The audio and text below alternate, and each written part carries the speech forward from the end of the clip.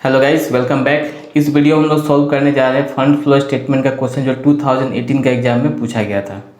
Question है from the following balance sheet of x limited for the year 14-15 and 15-16 make out schedule of change in working capital and statement of sources and application of fund.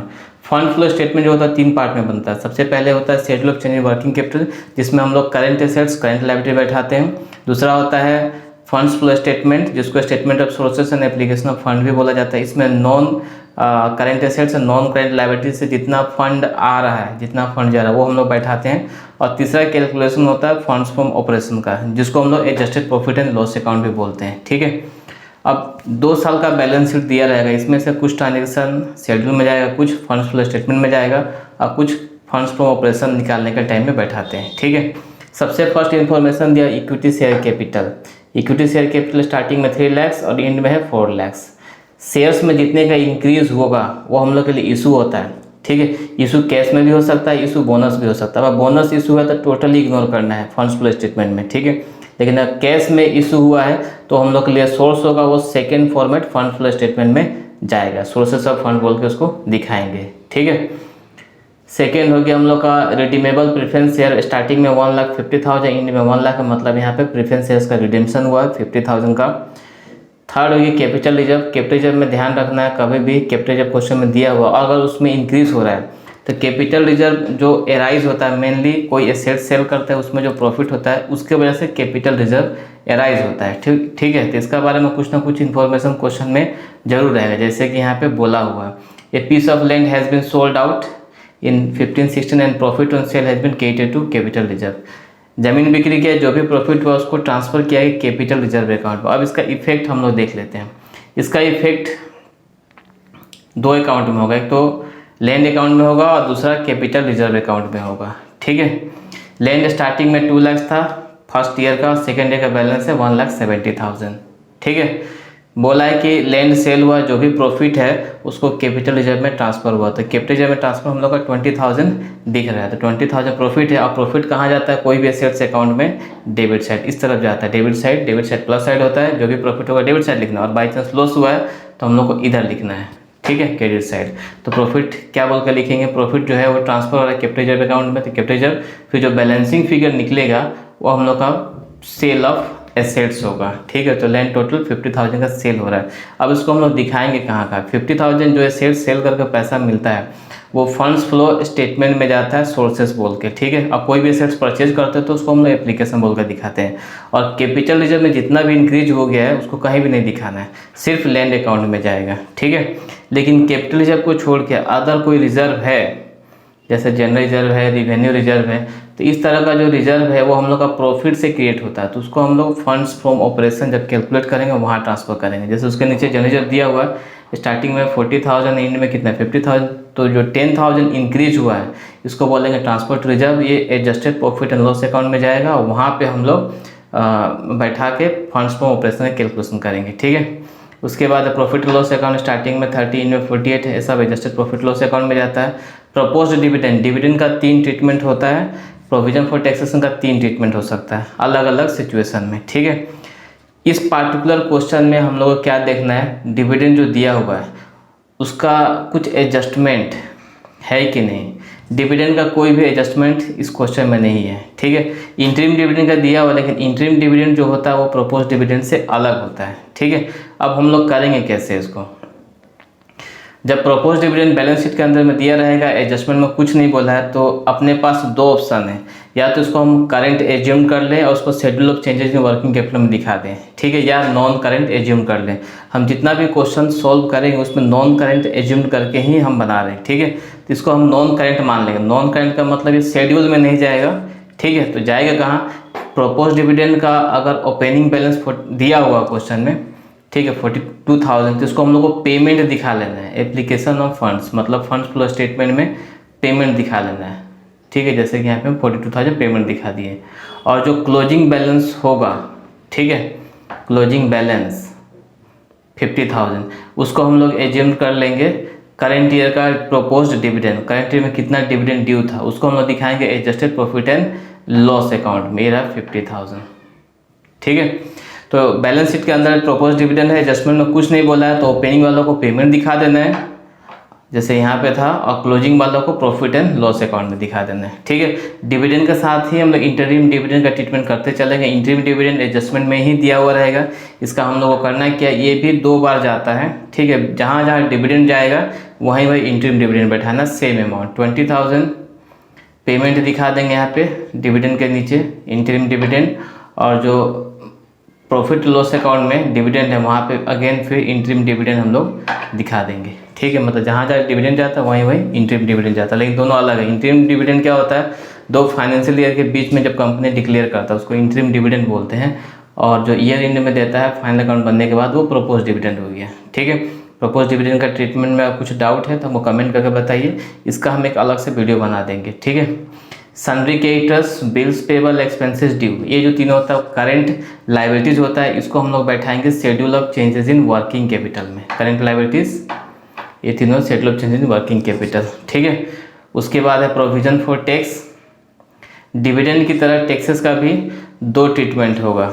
ठीक है, 2 effect इसका दिखाना है। Dividend को हम लोगों ने नॉन करेंट माना है और बिल्कुल उसी पैटर्न में हम लोग टैक्स का भी ट्रीटमेंट करें, टैक्स को भी नॉन करेंट मान के ही दिखाएंगे। ठीक है, नॉन करेंट में क्या होता है, जो ओपनिंग बैलेंस है वो सीधा एप्लीकेशन पेमेंट दिखा देना है यहाँ पे, पेमेंट ऑफ टैक्सेस, और जो क्लोजिंग बैलेंस है वो adjusted profit and loss account में चला जाएगा। ठीक है, एडजस्टेड प्रॉफिट लॉस अकाउंट में जो टैक्स बैठाते हैं, डिविडेंड बैठाते हैं, वो होता है टैक्स या dividend due for the year. ठीक है, लेकिन अगर एडजस्टमेंट में पहले से टैक्स कितना पेड किया है, डिविडेंड कितना पेड किया है वो दिया हुआ, तो उसका कैलकुलेशन थोड़ा सा अलग हो जाता है। 2019 का जो पेपर है उसमें जो हमारा वीडियो है उसमें हम सोल्व करके बताए हैं इसको। ठीक है, फिर भी और टैक्स और डिविडेंड का कुछ डाउट है तो कमेंट करके बताइए, हम इसका अलग से एक वीडियो कर देंगे। ठीक है, इसके बाद है गुडविल।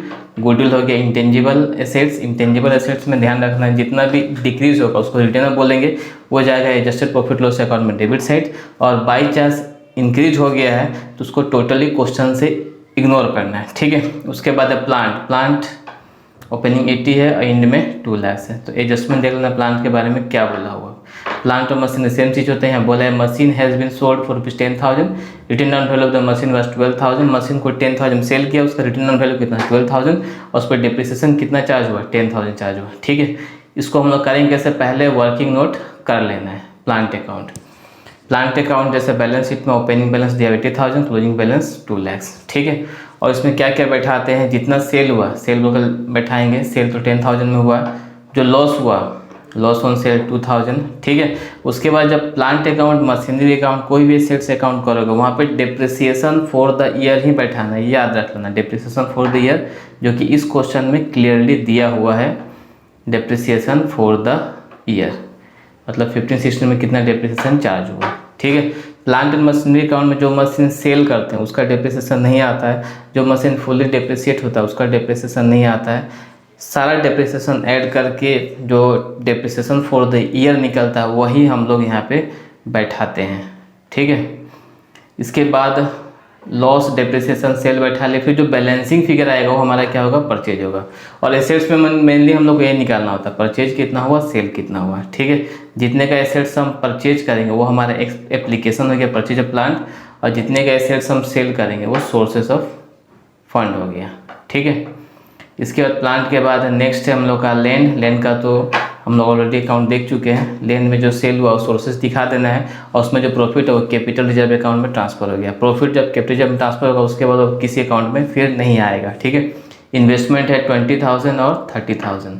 इन्वेस्टमेंट या अदर फिक्स एसेट्स में हम लोग को देखना कुछ एडजस्टमेंट बोला है कि नहीं बोला। यहाँ पे एक बहुत ही टिपिकल एडजस्टमेंट दिया हुआ है, बोला है कि the investment is trade investment. Trade investment का मतलब ऐसा इन्वेस्टमेंट जो हम लॉन्ग टर्म के लिए करते हैं। 3,000 received by way of dividend, वहाँ डिविडेंड मिला है। ठीक है, तो जो डिविडेंड मिलता है वो भी 2 तरह से हो सकता है। एक होता है प्री एक्विजिशन, इस क्वेश्चन में 1,000 प्री बोला है, और कुछ होता है post acquisition. Pre acquisition dividend का मतलब ऐसा डिविडेंड जब हम इन्वेस्टमेंट किए उसके पहले डिक्लेयर कर दिया गया था, लेकिन जो पेमेंट का डेट है उसके पहले जो पुराना शेयर होल्डर ने उसने हमको भेज दिया। इसके वजह से होगा क्या, जब कंपनी पेमेंट करेगा तो डिविडेंड हमको मिल जाएगा, लेकिन ये डिक्लेयर कब हुआ था, जब हमारा इन्वेस्टमेंट हुआ था उसके पहले का था, मतलब खरीदने का पहले का। तो खरीदने का पहले का डिविडेंड को प्री एक्विजिशन बोलते हैं, और इन्वेस्टमेंट करने के बाद कंपनी जो डिविडेंड डिक्लेयर करके पेड करेगा उसको बोलेंगे पोस्ट एक्विजिशन। ठीक है, pre acquisition dividend capital item होता है और पोस्ट एक्विजिशन नॉमिनल आइटम होता है। पोस्ट एक्विजिशन एक प्रॉफिट लॉस का आइटम हो गया, ठीक है, मतलब 2000 यहाँ प्रॉफिट लॉस का आइटम हो गया, और जो 1000 है प्री एक्विजिशन वो सब कैपिटल नेचर का, वो इन्वेस्टमेंट का साथ जाके एडजस्ट हो गया। यही बात यहाँ पे बोला हुआ है। डिविडेंड 1000 प्री एक्विजिशन है जिसको हम लोगों ने इन्वेस्टमेंट अकाउंट में दिखाया। अब इसको दिखाएंगे कैसे, पहले इन्वेस्टमेंट अकाउंट का लेजर करेंगे। इन्वेस्टमेंट अकाउंट ओपनिंग क्लोजिंग तो क्वेश्चन में दिया हुआ है, ठीक है। प्री एक्विजिशन क्रेडिट करने के लिए बोला होता है, क्रेडिट किया 1000, फिर जो बैलेंसिंग आएगा वो हमारा परचेज हो गया, ठीक है। और इन्वेस्टमेंट मेनली हम लोग को ये निकालना होता है, परचेज कितना हो, सेल कितना हो, लेजर बनाएंगे, परचेज सेल निकालेंगे, ठीक है। और जो डिविडेंड हमको टोटल मिला है 3000, उसमें से 1000 तो यहाँ पे हो गया। अब बात बाकी हम कहाँ दिखाएंगे, वो बचा रिमेनिंग 2000, वो हमारा नॉमिनल आइटम है। नॉमिनल आइटम जाएगा सब adjusted profit and loss account में। जितना भी एक्सपेंसेस होता है सब हम डेबिट साइड बैठाएं, और डिविडेंड रिसीव तो इनकम हो गया 2000, उसको हम क्रेडिट साइड बैठाएं, ठीक है। 1000 इन्वेस्टमेंट अकाउंट में गया, 2000 प्रॉफिट लॉस अकाउंट में गया, और टोटल मिला कितना है 3000। और जितना भी कलेक्शन होता है वो हमारा सोर्सेस, कहीं से भी कलेक्ट हो सोर्स, वो फंड्स फ्लो स्टेटमेंट में जाएगा डिविडेंड रिसीव्ड बोल के 3000, ठीक है। तो ये टिपिकल ट्रीटमेंट था इन्वेस्टमेंट के ऊपर। इसके बाद हम लोग का सन्ड्री डेटर्स है, स्टॉक इन ट्रेड है, bills receivable, cash in hand, cash at bank, ये सब का सब करंट एसेट्स होता है। इसको हम लोग schedule of changes in working capital में बैठाएंगे। Schedule of changes in working capital बनता है कैसे, ओपनिंग क्लोजिंग बैलेंस बैठाना है, फिर डिफरेंस निकालना है। डिफरेंस इसका इफेक्ट क्या पड़ा वर्किंग कैपिटल में, करंट एसेट्स इंक्रीज होगा तो वर्किंग कैपिटल भी इंक्रीज होगा। जैसे यहाँ पे डेटर्स 140 से 170 इंक्रीज हो रहा है तो वर्किंग कैपिटल भी क्या होगा, इंक्रीज होगा। सिमिलरली सारा एसेट्स का देखना है। उसके बाद करंट लायबिलिटी बैठाएंगे, उसके बाद करंट एसेट्स का total minus current liability total, difference निकलता है हम लोग का वर्किंग कैपिटल, ये हमारा वर्किंग कैपिटल निकला। और दोनों में जो डिफरेंस आएगा वो होगा हमारा इधर इंक्रीज और डिक्रीज। जैसे यहाँ पे 187 से 228 हो जा रहा है तो इंक्रीज हो रहा है 41,000, तो ये हमारा इंक्रीज इन वर्किंग कैपिटल हुआ। तो पहला format increase in working capital और डिक्रीज इन वर्किंग कैपिटल के लिए ही किया जाता है, ठीक है। इसके बाद लास्ट बच गया हम लोग का प्रिलिमिनरी एक्सपेंसेस। ये जितना भी फिक्टिशियस एसेट्स है, ब्रोकरेज एंड राइटिंग कमीशन, जितना डिक्रीज होगा उसको बोलते हैं रिटेन ऑफ। ये सब का सब प्रॉफिट एंड लॉस अकाउंट में जाएगा। तो जब प्रॉफिट लॉस अकाउंट करेंगे जिससे प्रॉफिट लॉस, उसमें जितना भी फिक्टिशियस एसेट्स है डिक्रीज होगा वो सब बैठाना, और इंक्रीज होगा तो टोटली इग्नोर करना है, ठीक है। इसके बाद कुछ एडजस्टमेंट जो दिया हुआ है, मशीन का एडजस्टमेंट 10,000 का था, सेल किया, रिटर्न ऑन 12,000, डिप्रिसिएशन 10,000, इसका ट्रीटमेंट हम लोग ऑलरेडी समझ चुके हैं। Piece of land has been sold out, उसका प्रॉफिट कहाँ ट्रांसफर करने बोला, कैपिटल, इसका भी ट्रीटमेंट कर चुके हैं। इन्वेस्टमेंट का भी ट्रीटमेंट कर चुके हैं, और इंटरिम डिविडेंड का भी हम ट्रीटमेंट कर चुके हैं। इंटरिम डिविडेंड सीधा सा 2 बार बैठा देना, एक बार एप्लीकेशन में बैठाना, दूसरा प्रॉफिट लॉस अकाउंट में, ठीक है। ये तो हो गया टिपिकल पॉइंट का एक्सप्लेनेशन। और सॉल्यूशन जो है आप लोग यहाँ पर देख सकते हैं, और कंप्लीट जो पेपर है 2018 का, उसका सॉल्यूशन का लिंक मैंने डिस्क्रिप्शन बॉक्स में दिया हुआ है, वहाँ पे आप लोग को ये सब सारा सॉल्यूशन मिल जाएगा, ठीक है। तो अगर फंड फ्लो स्टेटमेंट का कॉन्सेप्ट क्लियर है, सिर्फ क्वेश्चन में डाउट है, तो इस वीडियो को देख के आप लोग समझ सकते हैं। लेकिन अगर फंड फ्लो स्टेटमेंट सीखे ही नहीं है तो कमेंट करके बताइए। अगर हमको लगा कि बहुत सारे स्टूडेंट इंटरेस्टेड है सीखने में तो उसका वीडियो हम कर देंगे, एक एक अगर सारा पॉइंट हम यहाँ पे डिस्कस कर देंगे, ठीक है। वीडियो पसंद है तो लाइक दीजिए। मिलते हैं अगले वीडियो पे जहाँ पे कुछ और पेपर को हम लोग सॉल्व करेंगे।